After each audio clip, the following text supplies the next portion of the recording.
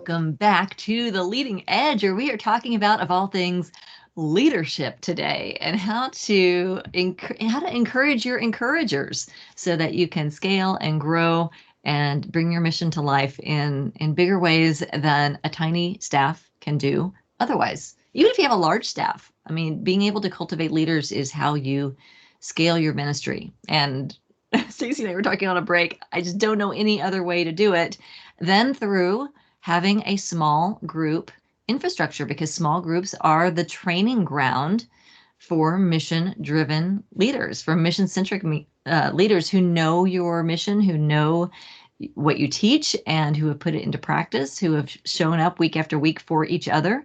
And that's how you cultivate the next level of leadership. So, Stacey, just as a reminder for people who want to jump in and participate, what can they do? They can call us, Mindy, and tell us how they encourage their leaders or ask a question. The number is 816-251-3555. Awesome. We would love to hear from you, what you're doing, what's worked, or maybe what hasn't. If you have any questions, pop those in as well. So small groups, here's why I'm passionate about them. You're going to hear Stacey talk more about, we are so on the same page with this. So using your small groups, I think we're going to share some tips with you on how to use your small groups to help develop powerful, strong, centered, grounded, mission-centric leaders. First thing that I would say is your small groups provide an awesome opportunity to identify your talent, to identify people. And, there's the talent, like we said, that's the charismatic, easy to see, they show up the first day and you just know, okay, this person's going to be a magnet for other people.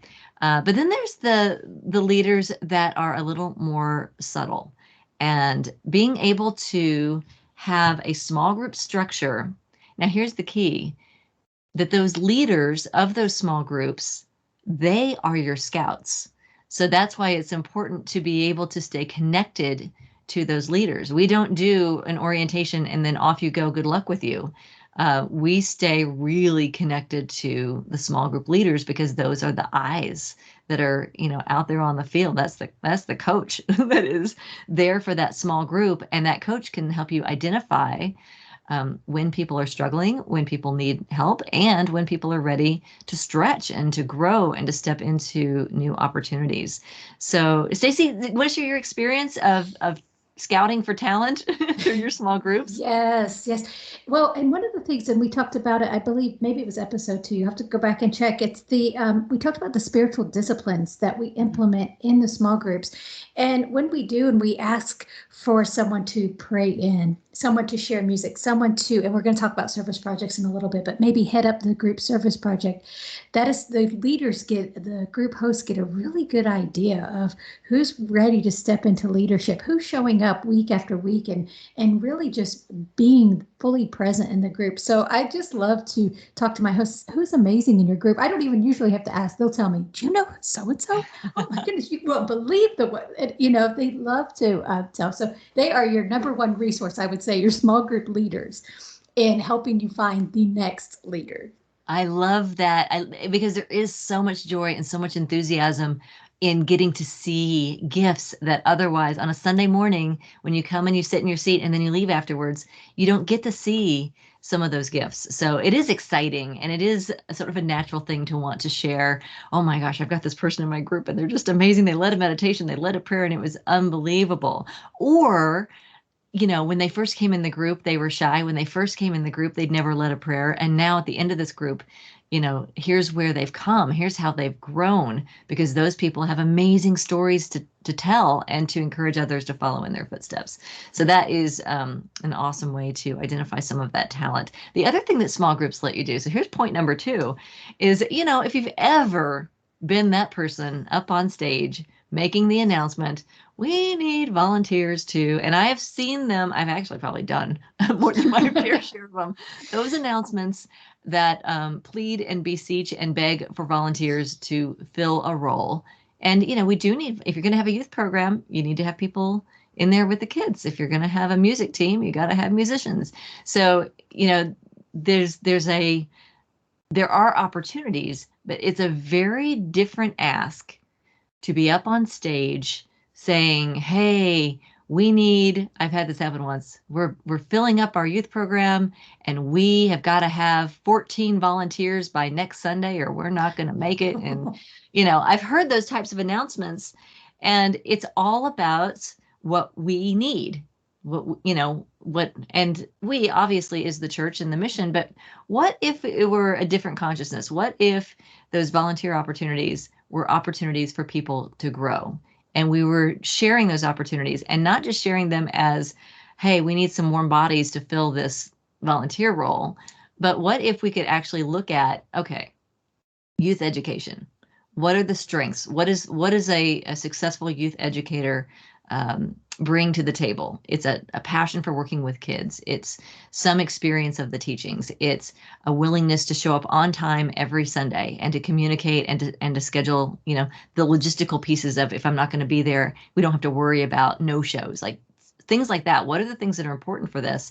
And then to be able to say, okay, who do we know in this community that we've learned, we know about them, we know about their passions, we know about what lights them up, so that we can go to them personally and say, we have an opportunity for someone to teach the 3rd and 4th graders at Sunday school. And I wanted to ask you, because I've seen your passion, I've seen how you are consistent, you show up. I know that's what kids of this age need, and you would be perfect. Would you consider stepping into this volunteer role?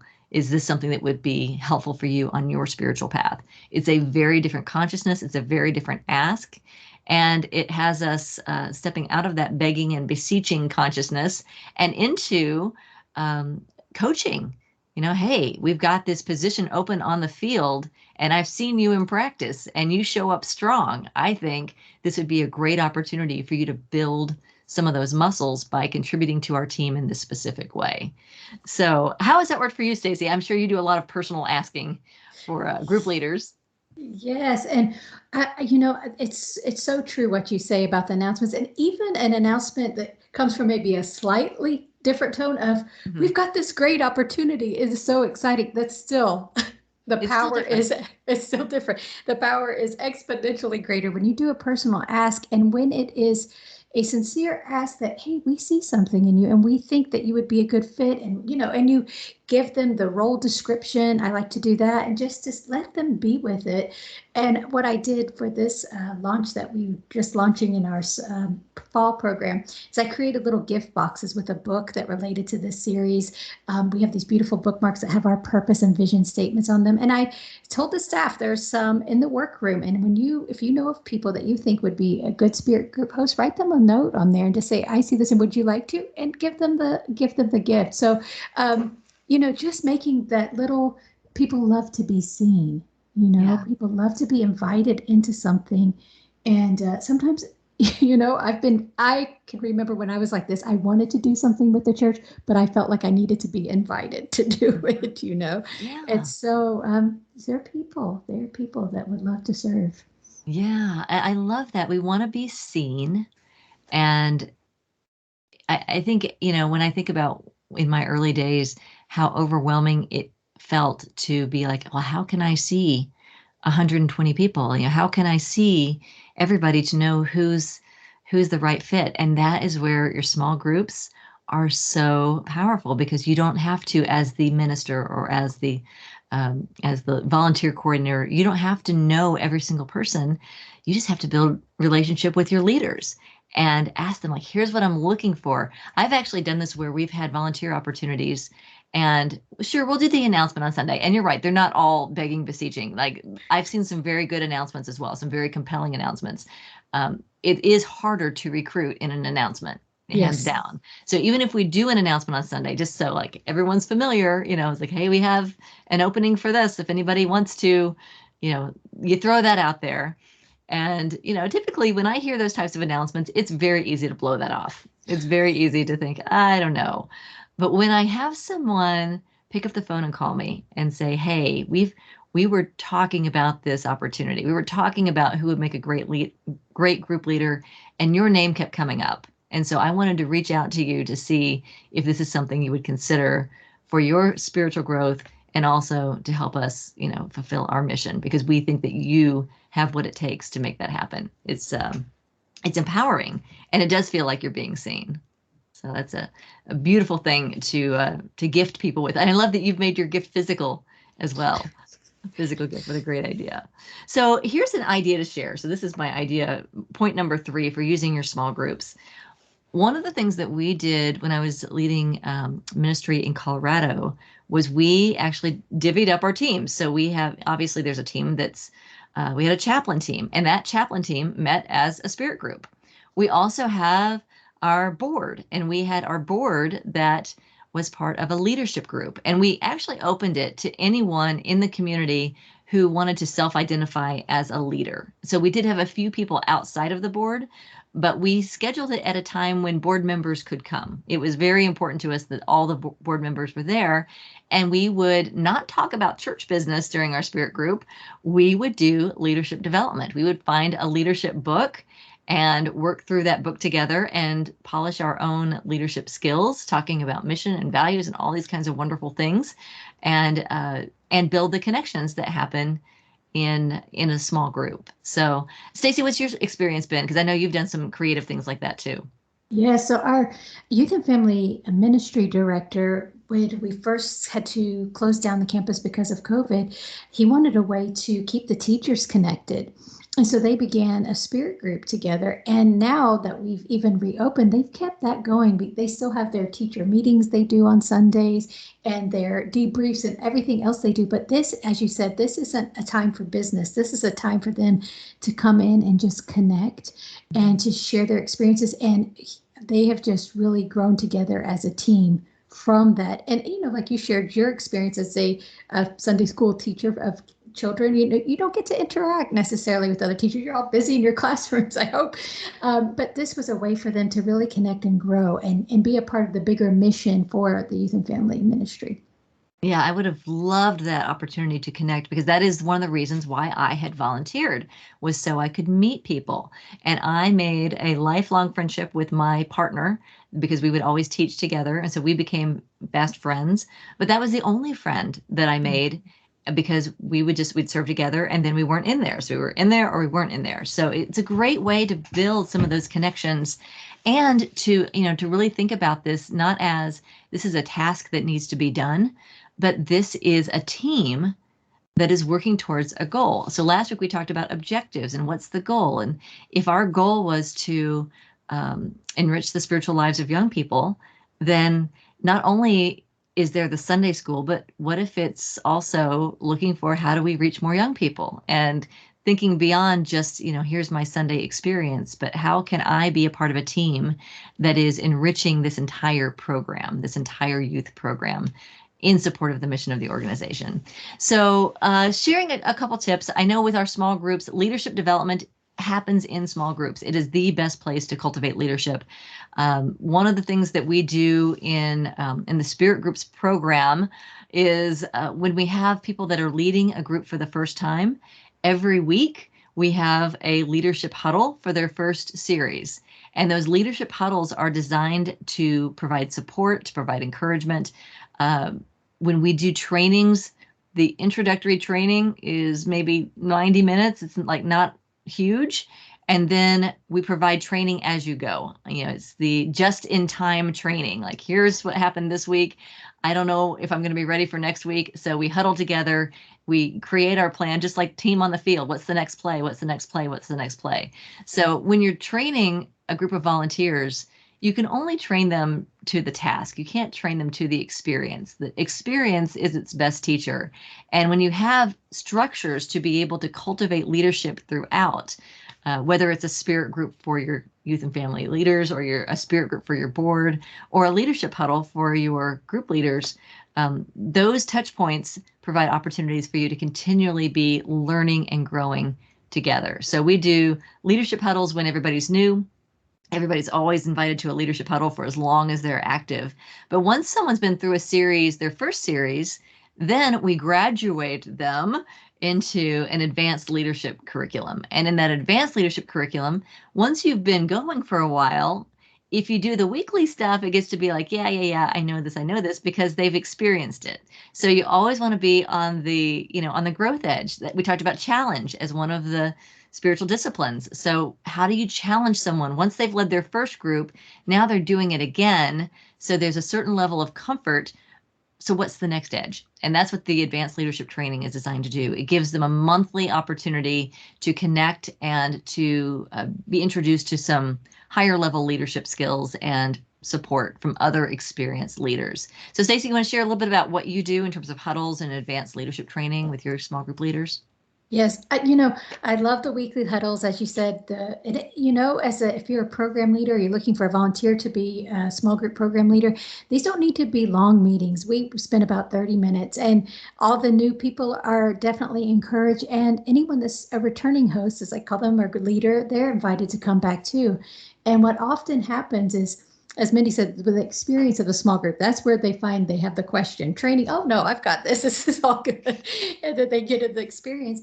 But those returning hosts, those people that have led a group for more than 2 sessions, they can often answer the questions that the people have in those groups. And sometimes when I see recurring questions, this is something to kind of keep an eye out, or something that keeps coming up. For a while, people were saying, just getting people to pray. How do we do that? And so we made our advanced leadership training about, here's how to make prayer easy. Here's how to make prayer accessible to everyone, And so that way we can just keep an eye out on what the needs are popping up, and it'll inform you as to what the next level, the next kind of topic for your advanced leaders. I love that. People ask me sometimes, where's the advanced leadership training? Where's the advanced leadership training? I'm like, it's in your ears. You got to listen for it. You got to listen for it.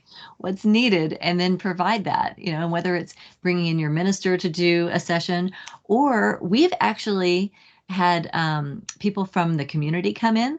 We've had experts from the community come in to talk about different things. And we were talking about doing topics like safety. Like, what do you do if there's a safety issue in a small group? Like, who could you bring in to talk about that? Mental health would be a great thing to bring into an advanced leadership training. Is how do you identify when someone needs support that is beyond a group leader or even beyond the minister? And what is your process? Do people know what the process is when there is an urgent need that's identified inside of a group? So those types of things are addressed very well in an advanced leadership training. And if you listen to your group leaders in those huddles and as you connect, you'll start to identify, what's the next topic? What's the next topic? Or ask them. I love how co-creative it is, because as people have more experience, they have more to share. And it's not you, program leader, having to do all of it. That a lot of times you can just bring the people together, throw the question out there, and maybe you bring a few nuggets, but invite everyone to bring their nuggets and learn from each other. So those are a few tips as we look at this week in cultivating leadership and empowering new leaders.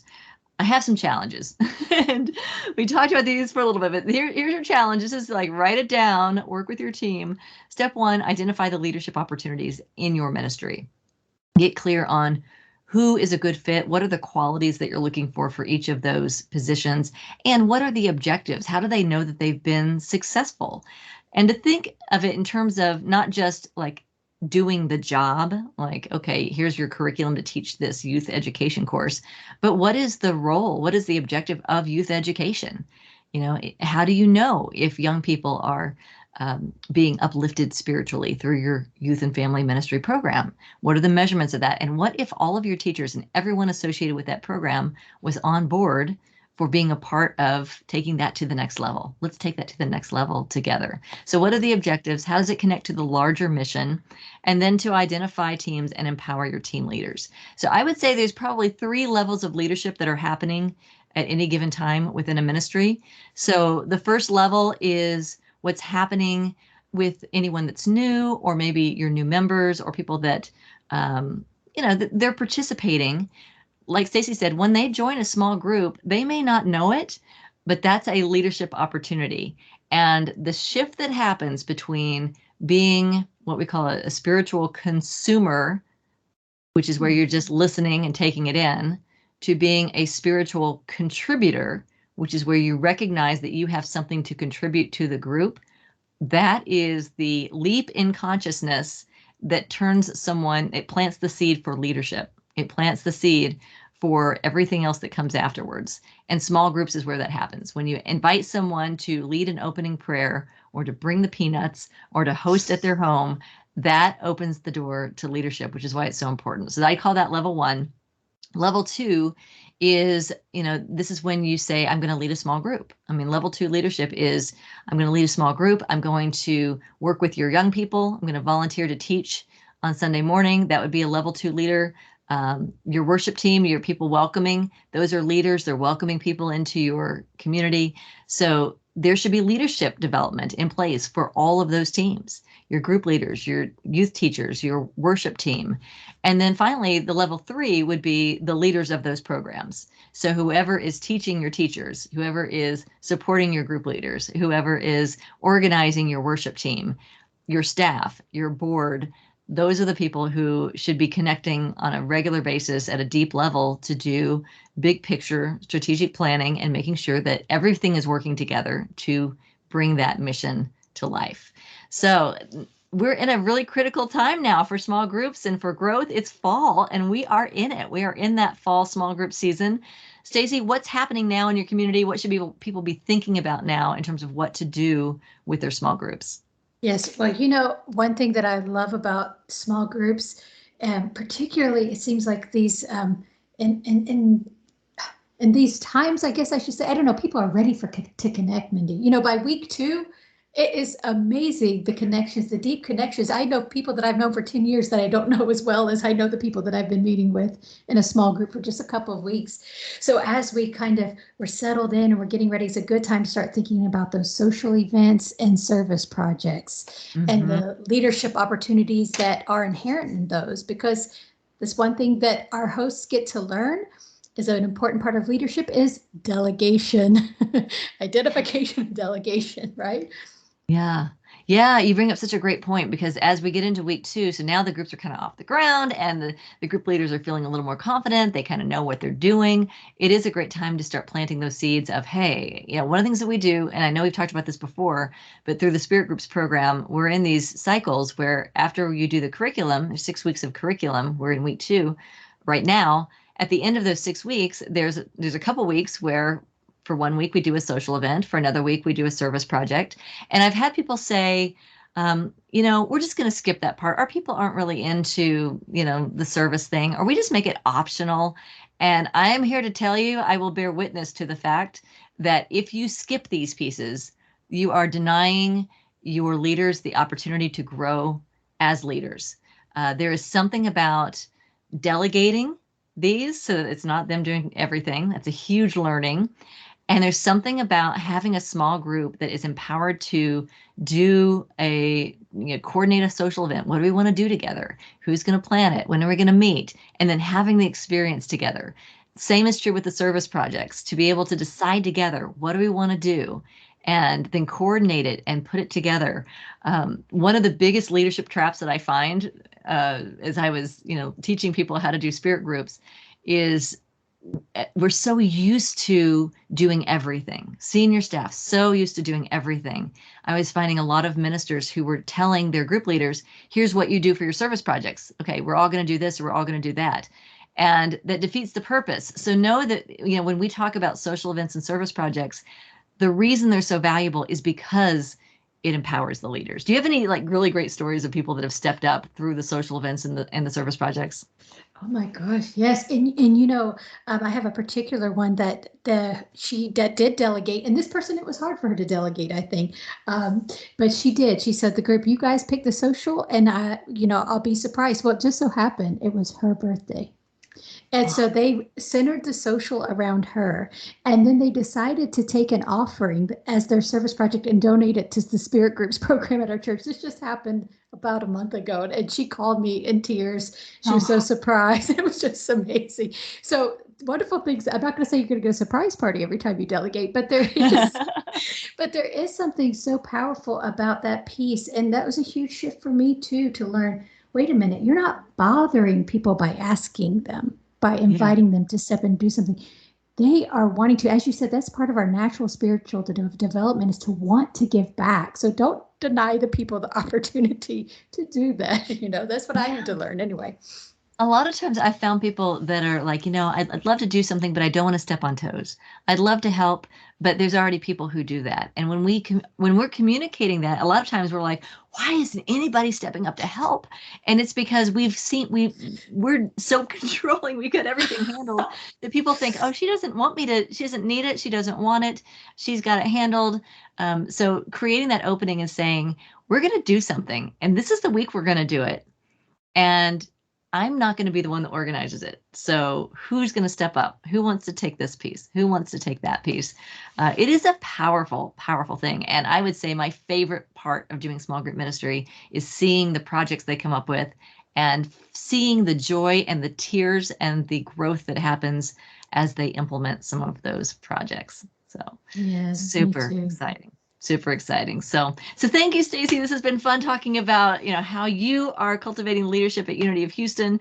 Thank you all for joining us and tuning in. We'd love to hear from you. We've got a Facebook page, facebook.com/SpiritGroups. Share your stories and join us next time. Next time, we're talking about planning and progress, thinking ahead, and designing for maximum impact. We will see you next time right here on The Leading Edge.